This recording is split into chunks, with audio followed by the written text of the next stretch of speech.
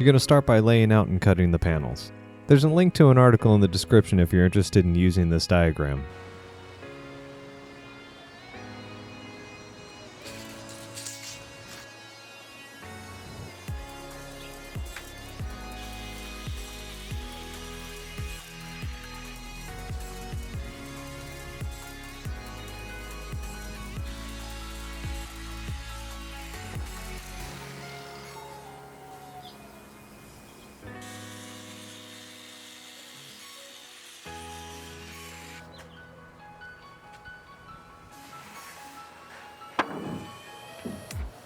When you butt two OSB sheets together, both edges need to be on a joist.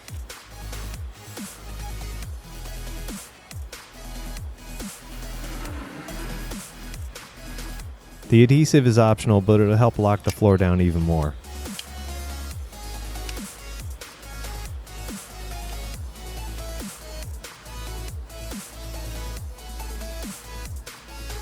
You'll drive screws in every 10 inches on the outside and 12 inches on the inside of the panels.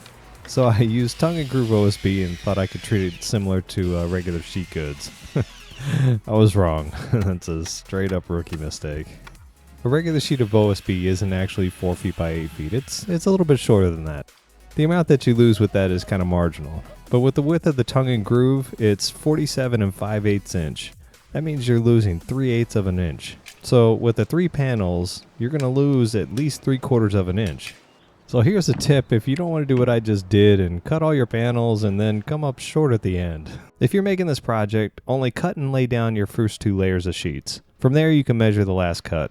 I can tell you it's not 2 feet for sure. To fix my tongue and groove measuring errors, I put another layer of 7/16 inch OSB over the first one. Before I could do this, I installed a strip to fill in an area that was missing the base layer. Now I can go with the original cut plan and not have to worry about compensating for the tongue and groove.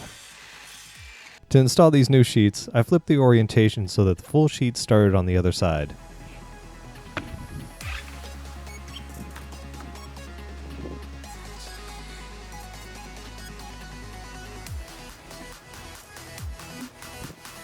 To make sure these babies weren't going anywhere, I glued the panels down.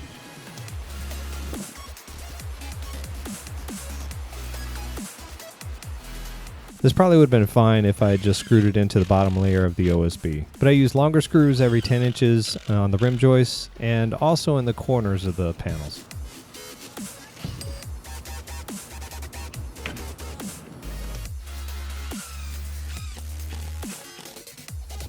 I snapped a grid every 12 inches on the joist to have a guide whenever I was fastening down the interior of the panels.